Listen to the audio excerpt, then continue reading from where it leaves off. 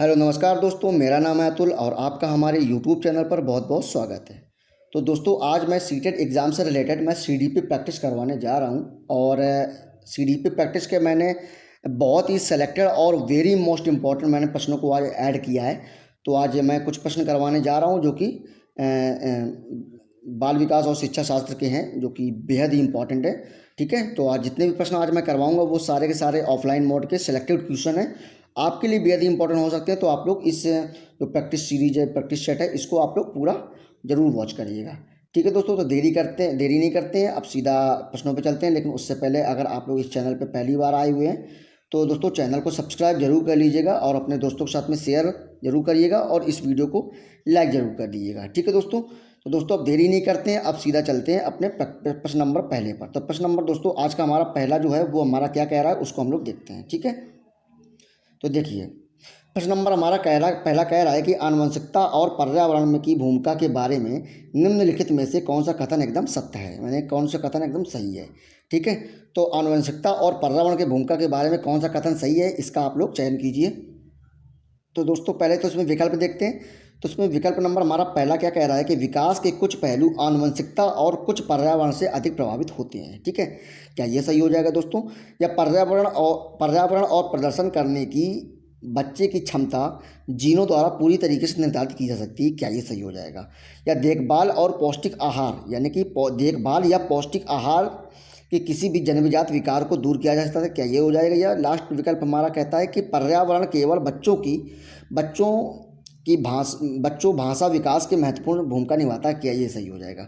तो दोस्तों इसमें जो विकल्प नंबर जो दोस्तों हमारा पहला है वो एकदम करेक्ट हो जाएगा, यानी कि विकास के कुछ पहलू आनुवंशिकता और कुछ पहलू जो होते हैं वो पर्यावरण से प्रभावित होते हैं। देखिए ये बात सही है कि विकास के जो कुछ पहलू होते हैं दोस्तों वो होते हैं, जैसे आपको मैं बताता हूँ। देखिए विकास के कुछ पहलू में से एक हमारा आ जाएगा हमारा आनुवंशिकता और एक हमारा आ जाएगा पर्यावरण। ठीक है, इन दोनों से विकास प्रभावित होता है, हम सबको पता है। लेकिन जो विकास होता है, देखिए विकास के कुछ पहलू जो होते हैं वो आनुवंशिकता आनुवंशिकता और पर्यावरण से प्रभावित जरूर होते हैं। देखिए अब इसमें हम कह सकते हैं कि आनुवंशिकता क्या करती है। देखिए आनुवंशिकता हमें क्षमता प्रदान करती है, ये चीज़ हमेशा याद रखिएगा। आनुवंशिकता जो होती है वो हमको क्षमता प्रदान करती है। ठीक है, और पर्यावरण उन क्षमताओं से विकसित होने की उत्पत्ति जो होती है वो कौन करता है? वो करता है वातावरण। तो क्षमता प्रदान करता है आनुवंशिकता और जो उन क्षमताओं की हेल्प से, ठीक है, विकसित जो होता है वो करता है वातावरण। ठीक है, तो इस सबको हमेशा याद रखिएगा। ठीक है, यानी कि हम ये कह सकते हैं कि आनुवंशिकता हमें विकसित होने के लिए क्षमता प्रदान करता है और इन क्षमताओं के विकसित होने के जो अवसर होते हैं वो हमें कौन देता है? वो हमें देता है वातावरण। ठीक है, तो इसमें विकल्प नंबर हमारा पहला एकदम करेक्ट हो जाएगा। अब दोस्तों चलते हैं अगले प्रश्न पर। तो अगला प्रश्न दोस्तों हमारा क्या कहता है? अगला प्रश्न दोस्तों हमारा कहता है कि निम्नलिखित में से कौन सा कथन जीन पियाजे के सिद्धांत के अनुसार नहीं कहा जा सकता है, यानी कि जीन पियाजे के सिद्धांत के अनुसार नहीं मतलब किया जा सकता है, प्रश्न जो है वो पूछा जा रहा है। तो जीन पियाजे के अनुसार ये कौन सा इनमें से विकल्प नहीं है, तो उसको हम लोग पहचानेंगे। तो पहला विकल्प हमारा दोस्तों कह रहा है कि विकास गुणात्मक चरणों में होता है। नहीं, देखिए विकास जो होता है गुणात्मक चरणों में होता है, ये तो जीन पियाजे ने जिन कहा था, लेकिन प्रश्न कैसा पूछा जा रहा है यहाँ पे? नेगेटिव। अब नेगेटिव का आंसर हमेशा कैसा होता है? नेगेटिव होता है। मैंने आपको पॉजिटिव और नेगेटिव टैग वर्ड का जब मैंने वीडियो अपलोड किया था तो उसमें मैंने आपको बताया था। अगर आप लोगों ने दोस्तों पॉजिटिव और नेगेटिव टैग वर्ड का वीडियो नहीं देखा है तो मैं डिस्क्रिप्शन में लिंक दे दूंगा, आप लोग उसको जरूर देखिएगा।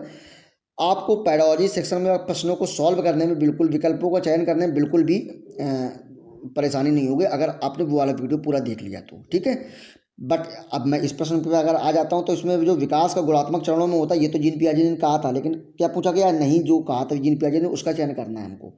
अगला विकल्प जो दोस्तों कह रहा है कि बच्चे अपनी दुनिया के बारे में ज्ञान का निर्माण और उपयोग करते हैं, तो दोस्तों क्या ये सही हो जाएगा? नहीं, ये भी जीन पियाजे जी ने कहा है। अगला प्रश्न विकल्प दोस्तों हमारा कहता है कि निरंतर अभ्यास के से अधिगम होता है, क्या ये सही हो जाएगा? अगला फिर उससे अगला देखते हैं कि बच्चों अपने पर्यावरण पर क्या क्रिया करते हैं, क्या ये सही हो जाए? देखिए जीन पियाजे के अनुसार पहला विकल्प, दूसरा विकल्प और चौथा विकल्प एकदम सही है। ठीक है, लेकिन अगर बात कर दी है यहाँ पे तीसरे विकल्प की, तो तीसरा विकल्प एकदम हमारा करेक्ट हो जाएगा। यहाँ पे नेगेटिव, तीसरा विकल्प जो है वो जीन पियाजे के अनुसार नेगेटिव है। क्यों? क्योंकि निरंतर अभ्यास से अधिगम होता है, ये शब्द किसने कहा था? तो ये निरंतर अभ्यास से जो अधिगम होता है ये कहा था थॉर्नडाइक के सिद्धांत के अनुसार कहा जा सकता है। ठीक है, तो ये किसने कहा था? ये थॉर्नडाइक ने अपने सिद्धांत के अनुसार कहा था, बट जीन पियाजे के अनुसार ये नहीं है। ठीक है, तो इसका विकल्प नंबर जो तीसरा एकदम है वो करेक्ट हो जाएगा। अब दोस्तों बात करते हैं अगला और तीसरे प्रश्न पे। तो दोस्तों अगला प्रश्न दोस्तों हमारा कहता है कि निम्नलिखित में से कौन सी पूर्व संक्रियात्मक, किसकी बात की जा रही है यहाँ पे? पूर्व संक्रियात्मक विकार की एक सीमा नहीं है, याद रखिएगा, पूर्व संक्रियात्मक के विकार की सीमा नहीं है। तो सबसे पहले तो हमको ये बताना है आप लोगों को कि पूर्व संक्रियात्मक अवस्था कितने वर्ष से कितने वर्ष तक होती है। क्या वो 2 से 7 वर्ष तक है? आप लोग कमेंट बॉक्स में जरूर बताइए, क्या वो 2 से 7 वर्ष तक है? ठीक है, तो बात कर दिया यहाँ पे, तो क्या ये विकल्प नंबर पहला हो जाएगा ध्यान केंद्रित करने की प्रवृत्ति, या दूसरा हो जाएगा प्रतीकात्मक विचार का विकास, क्या ये सही हो जाएगा?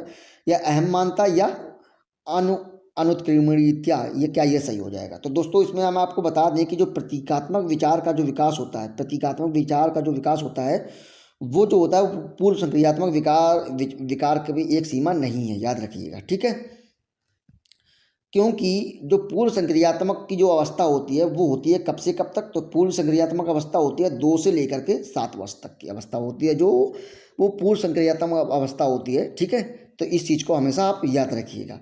और जो 2 से 7 वर्ष तक की जो अवस्था होती है दोस्तों, इस अवस्था में जो बच्चा होता है वो संकेत या प्रतीक के विचारों मतलब इस जो ये वाली जो अवस्था होती है, ठीक है, इस अवस्था में क्या होता है कि संकेत हो या प्रतीकात्मक विचार हो, ठीक है, इन सब का जो विकास तथा भाषा का प्रयोग आरंभ होता है। ये चीज़ हमेशा याद रखिएगा। ठीक है ना। बात यहाँ पे अगर बात करी जाए प्रतीकात्मक विचारों या उसके पूर्व संक्रियात्मक गुण का, तो उसका यहाँ पे नहीं होता है, इसकी जगह हमेशा याद रखिए। तो इसका विकल्प नंबर दूसरा एकदम करेक्ट हमारा हो जाएगा। ठीक है, अब बात करते हैं अगले विकल्प की। तो अगला विकल्प दोस्तों हमारा क्या कहता है? अगला विकल्प दोस्तों हमारा कहता है डैश के अलावा। तो मैंने आपको पहले बताया था कि पॉजिटिव और नेगेटिव टाइप वाला मैंने आपको बताया था कि अलावा जहाँ पे आ जाए तो अलावा का मतलब होता है नेगेटिव, यानी कि नहीं के बारे में पूछा जा रहा है। तो यहाँ पे बात कर दी जाए तो डैश के अलावा निम्नलिखित कारणों से खेल युवा बच्चों के विकास में एक महत्वपूर्ण भूमिका निभाता है। अब इन चारों में से कौन सा वो विकल्प एकदम हमारा सही हो जाएगा? जो कि तो यहाँ पे नेगेटिव पूछा गया, तो नेगेटिव का आंसर क्या होगा दोस्तों? नेगेटिव। ठीक है, तो पहला हमारा विकल्प कह रहा है कि वे अपने शरीर पर निपुणता प्राप्त करते हैं, क्या ये सही हो जाएगा? या उनकी इंद्रियों को उत्तेजित करता है, क्या ये सही हो जाएगा? या समय बिताने का एक सुखद तरीका है, क्या ये सही हो जाएगा? या विनय कौशल हासिल करने और उनसे सीखने में विनय कौशल हासिल करते और सीखते हैं कि उन्हें कब उपयोग किया जाए, ठीक है, क्या ये सही हो जाएगा? तो दोस्तों इसमें नेगेटिव पूछा गया है, तो नेगेटिव आंसर दोस्तों क्या होगा? नेगेटिव, यानी कि जो किसके अलावा, यानी कि यह समय बिताने का एक सुखद तरीका है। इसके अलावा जो होती है वो खेल युवा बच्चों के विकास में एक महत्वपूर्ण भूमिका निभाते हैं, यानी कि ये कहीं ना कहीं तक हमारा जो है एकदम करेक्ट आंसर है, यानी कि ये नेगेटिव आंसर नेगेटिव होगा, तो ये हमारा एकदम करेक्ट आंसर है, विकल्प नंबर तीसरा। ठीक है, तो अब अगले प्रश्न पे दोस्तों अगर बात करें तो अगला प्रश्न दोस्तों हमारा क्या कहता है? अगला प्रश्न दोस्तों हमारा कहता है कि निम्न कौन सा प्रश्न बच्चों की गंभीर रूप से सोचने के लिए आमंत्रित करता है, यानी कि इन विकल्पों में से कौन सा ऐसा विकल्प है जो बच्चों को गंभीर रूप से सोचने पर मजबूर करता है? ठीक है, तो विकल्प नंबर पहले देखते हैं, क्या आप इनका सही उत्तर जानते हैं? क्या ये मजबूर करता है बच्चों को सोचने पे? बिल्कुल नहीं करता है। सही जवाब क्या है? क्या ये सोचने पे मजबूर करता है? बिल्कुल नहीं करता है। विकल्प नंबर तीसरा है, क्या आप इस तरह से की स्थिति के बारे में सोच सकते हैं? क्या ये सही हो जाएगा? बिल्कुल ये भी नहीं होगा। तो इसका विकल्प नंबर दोस्तों कौन सा हो जाएगा? विकल्प नंबर इसमें चौथा एकदम करेक्ट हो जाएगा, जो कि कहता है कि विभिन्न तरीकों से हम कैसे सीख सकते हैं या कैसे प्रश्न को हल कर सकते हैं। ये जो प्रश्न है, ये जो विकल्प है, ये बच्चे पे गंभीर रूप से सोचने के लिए मजबूर करता है। ठीक है दोस्तों, तो इसका करेक्ट आंसर दोस्तों जो होता है वो हमारा चौथा विकल्प एकदम करेक्ट हो जाएगा। अब बात करते हैं दोस्तों अगले प्रश्न पे। तो दोस्तों अगला प्रश्न जो हमारा है वो कौन सा हो जाएगा? तो अगला प्रश्न की अगर बात करें तो अगला प्रश्न दोस्तों हमारा कहता है कि निम्नलिखित में से कौन सा विकल्प प्रगतिशील शिक्षा का सबसे अच्छा वर्णन करता है? यानी कि इन चारों विकल्पों में से कौन सा विकल्प ऐसा है जो कि प्रगतिशील शिक्षा को सबसे अच्छा वर्णन करता है? ठीक है, तो इसमें अगर हम बात करें दोस्तों तो विकल्प नंबर पहला हमारा क्या कहता है? करके सीखना, परियोजना विधि या सहयोग विधि, क्या ये सही हो जाएगा? या थीमेटिक इकाइयाँ, नियमित इकाइयाँ या रैंकिंग, क्या ये सही हो जाएगा? मैंने आपको जो पॉजिटिव और नेगेटिव टैग वर्ड का जो वीडियो दोस्तों पढ़ाया था, बताया था, तो उसमें आपको बताया था कि जो रैंकिंग होता है, यानी कि जो रैंकिंग होता है वो कैसा होता है, नेगेटिव। तो यहाँ पे प्रश्न पहले पढ़ना चाहिए, पहले तो प्रश्न को चयन करना सीखिए कि प्रश्न पॉजिटिव है कि नेगेटिव। तो इसमें पूछा गया है कि निम्नलिखित में से कौन सा विकल्प बच्चों की प्रगतिशील के लिए अच्छा है।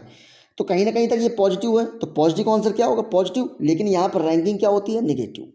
लेबलिंग क्या होती है, नेगेटिव। रैंकिंग क्या होती है, नेगेटिव।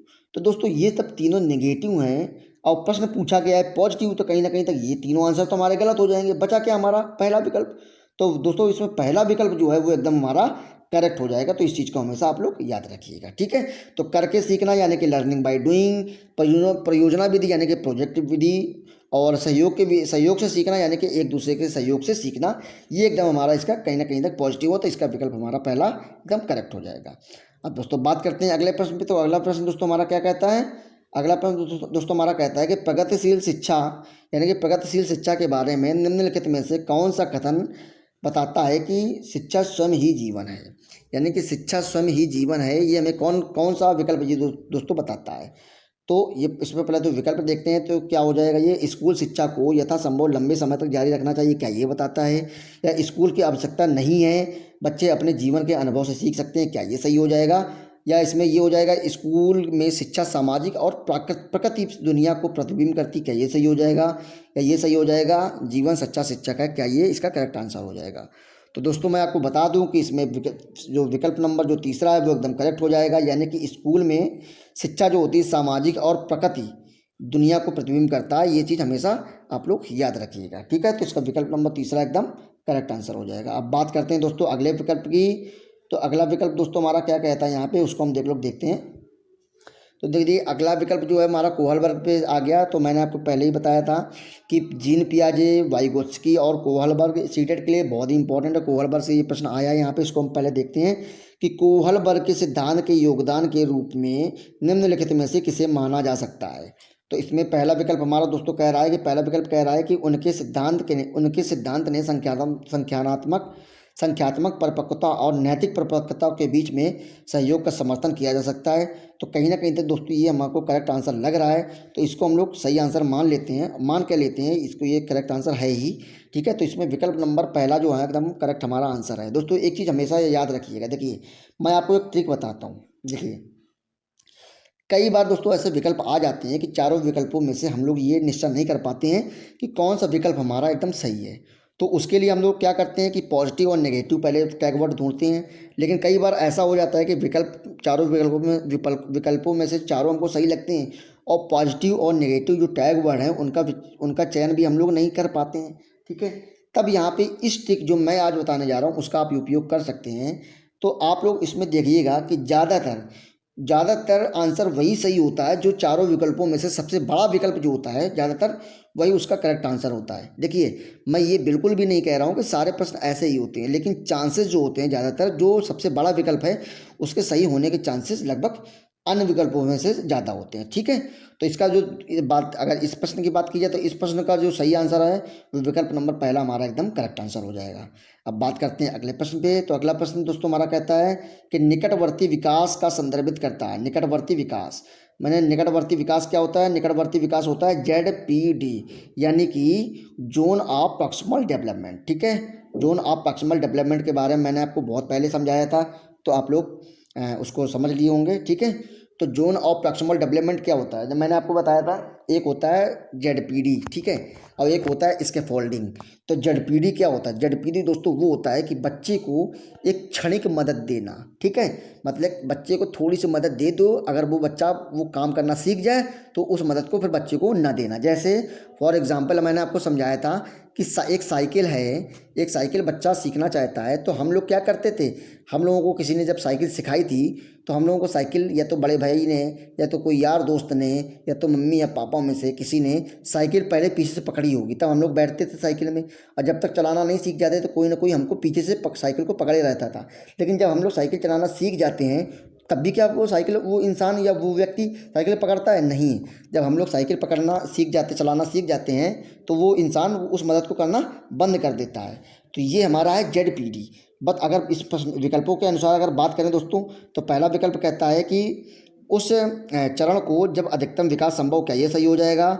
या विकल्प अगला कहता है कि उस विकास चरण को जब बच्चा पूरी तरीके से जिम्मेदारी लेता है, क्या ये सही हो जाएगा? अगला प्रश्न दोस्तों कहता है कि एक संदर्भ को जिसमें बच्चे सहयोग के सही स्तर के साथ कोई कार्य लगभग स्वयं कर पाते हैं। बिल्कुल सही बात है।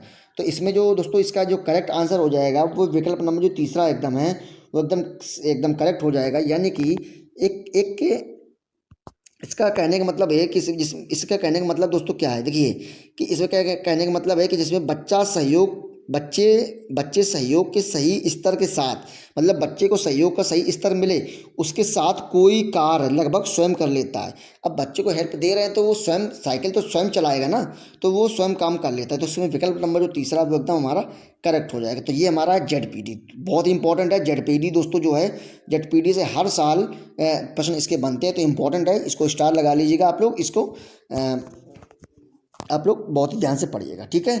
अब अगले विकल्प की बात करें तो अगला विकल्प दोस्तों हमारा कहता है एक उभयलिंगी व्यक्तित्व।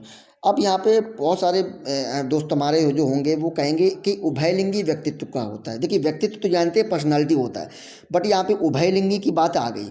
तो उभयलिंगी का मतलब क्या होता है? उभयलिंगी का मतलब होता है एड्रोजी नाउन, ठीक है। क्या होता है? एड्रोजी नाउन। तो एड्रोजी नाउन व्यक्तित्व जो होता है वो क्या है इन चारों में से? क्या ये पहला विकल्प नंबर पहला हमारा है स्त्री लक्षणों वाले पुरुषों से संबंधित, क्या ये सही है? या एक उभयलिंगी व्यक्तित्व में आमतौर पर माने गए मर्यादा और स्त्री गुणों का समायोजन होता है, क्या ये सही हो जाएगा? या विकल्प नंबर तीसरा कि उभयलिंगी व्यक्तित्व में और अहंकारी होने की आदत होती है, क्या ये सही हो जाएगा? या उभयलिंगी व्यक्तित्व में समाज के प्रचलित रूढ़िवादी लिंग भूमिकाओं का पालन करता है, क्या ये सही हो जाएगा? तो दोस्तों इसमें विकल्प नंबर जो हमारा दूसरा है कहीं ना कहीं तक वो एकदम करेक्ट हो जाएगा। यानी कि एक उभयलिंगी व्यक्तित्व में आमतौर पर माने गए जो मर्यादा होती है, यानी कि स्त्री गुणों का समायोजन जो होता है वो एकदम दोस्तों एकदम करेक्ट आंसर इसका हो जाएगा, ठीक है। अब दोस्तों हम बात करें अगले प्रश्न पे। तो अगला प्रश्न हमारा क्या कहता है? अगला प्रश्न दोस्तों हमारा कहता है कि बच्चों को डैश को छोड़कर अन्य सभी कार्य के द्वारा लिंग भूमिकाएं ग्रहण करते हैं। यानी कि इन चारों विकल्पों में से कौन सा विकल्प को छोड़ करके मतलब बच्चों के डैश को छोड़कर, मतलब किस विकल्प को छोड़ के बच्चे जो होते हैं सभी के द्वारा लिंग भूमिकाओं को ग्रहण करते हैं, ठीक है। तो ऐसा कौन सा विकल्प हो जाएगा? देखिए मीडिया, बात कर दिया मीडिया की, तो मीडिया से होता है लिंग भूमिकाओं को ग्रहण करते हैं मीडिया, समाज से भी ग्रहण करते हैं और संस्कृति से भी ग्रहण करते हैं कुछ ना कुछ हम लोग, ठीक है। तो समाज, संस्कृति और मीडिया, इनसे तो हम लोग ग्रहण करते हैं। बट अगर यहाँ पे बात कर दिया ट्यूशन की, तो ट्यूशन से हम लोग ग्रहण नहीं करते हैं। तो क्या बोला? बच्चे ट्यूशन को छोड़ के, यहाँ पर डैश की जगह क्या भरा जाएगा? ट्यूशन। तो बच्चे ट्यूशन को छोड़कर अन्य सभी के द्वारा लिंग भूमिकाएं ग्रहण करते हैं। ये बात हमेशा याद रखिएगा। अब बात कर दी जाए दोस्तों अगले विकल्प की। तो अगला विकल्प हमारा क्या कहता है? तो अगला विकल्प हमारा कहता है दोस्तों कि मानकीकृत परीक्षक क्या होता है? यानी कि स्टैंडर्डाइज्ड जो टेस्ट होता है उसकी बात यहाँ पे की जा रही है। तो मानकीकृत परीक्षण कैसा होता है? तो ये हमारा नेगेटिव होता है, इसको आप लोग याद रखिएगा, ठीक है। तो मानकीकृत परीक्षकों की आलोचनाओं में से यह कथन है कि इन चारों में से कौन सा कथन है? तो विकल्प नंबर दोस्तों हमारा पहला कहता है कि मुख्य रूप से मुख्य धारा की संस्कृति और प्रतिनिधित्व करते हैं, इसलिए ये पक्षपाती है, क्या ये सही हो जाएगा? विकल्प नंबर दूसरा है कि उसकी भाषाओं को समझना मुश्किल है, क्या ये सही हो जाएगा? या अगला विकल्प कहता है कि परीक्षण बड़ी आबादी पर लागू नहीं किया जा सकता है, क्या ये सही हो जाएगा? या विकल्प नंबर चौथा और विकल्प नंबर आखिरी है वो क्या ये सही हो जाएगा कि बच्चे की क्षमता की स्पष्ट तस्वीर नहीं देती हैं, क्या ये दोस्तों ये सही हो जाएगा? तो इसका जो प्रश्न नंबर है, विकल्प नंबर जो पहला हमारा है वो एकदम हमारा करेक्ट हो जाएगा। विकल्प नंबर हमारा पहला क्या कह रहा है? एक सेकेंड, हाँ, जो विकल्प नंबर जो हमारा पहला जो है वो एकदम करेक्ट हो जा रहा है कि मुख्य रूप से मुख्य धारा की संस्कृति का प्रतिनिधित्व करते हैं। इसका जो ये वाला जो है हमारा एकदम करेक्ट आंसर हो जाएगा। तो इस चीज़ को आप लोग हमेशा ध्यान रखिएगा, ठीक है। अब बात करते हैं अगले प्रश्न पे। तो अगला प्रश्न हमारा क्या कहता है कि एकाधिक बुद्धि का सिद्धांत कहता है कि, तो सबसे पहले तो आप लोगों को मन में ये सारी चीज़ें आ गई होंगी कि हम लोग बहुबुद्धि सिद्धांत पढ़ा है, द्विबुद्धि पढ़ा है, त्रिबुद्धि सिद्धांत पढ़ा है, ये एकाधिक बुद्धि क्या होती है। आप लोगों के मन में हमेशा ये विचार आता होगा या कई लोगों के आता होगा, कई लोग जानते भी होंगे, ऐसा नहीं है।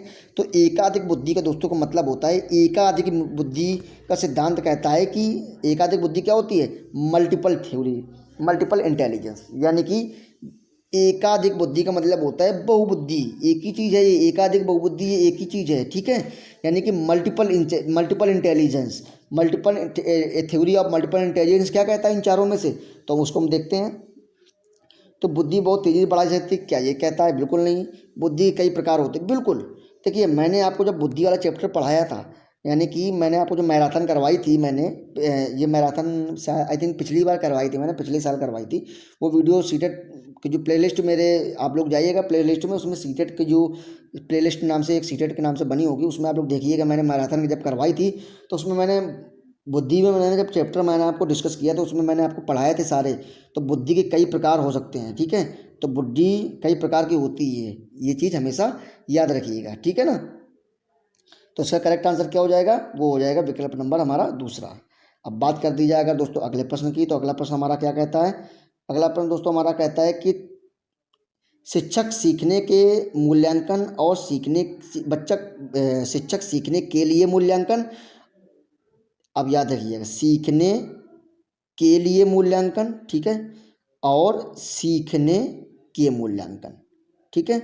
ये दो चीज़ें आप लोग हमेशा याद रखिए। देखिए, सीखने के लिए मूल्यांकन और सीखने के मूल्यांकन दोनों का उपयोग कर सकते हैं। एक शिक्षक जो होता है वो सीखने के लिए मूल्यांकन यानी कि असेसमेंट फॉर लर्निंग, या सीखने के मूल्यांकन यानी कि असेसमेंट ऑफ लर्निंग, दोनों का उपयोग क्या कर सकते हैं।